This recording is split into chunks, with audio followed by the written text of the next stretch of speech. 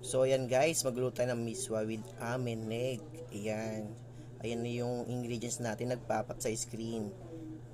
Yan, dapat may animation din tayo. Yun yung mga ingredients natin.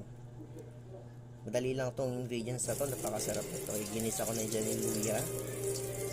Minekos-nekos na ni Frank. Isoy.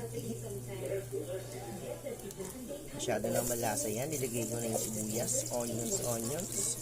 Sinalo, ginisa. Diba? Dapat ganyan ang mindset. Nilagay na yung bawang para malasa na yan. At pakipalo naman po aking FB page, Lutong Pinoy Cuisine and YouTube channel. Lagay natin yung ham para maluto na siya. Iligisa natin yan para malasa yan. Malasa yan guys. Halo-haloyin natin. Nagpakulo na rin ako ng tubig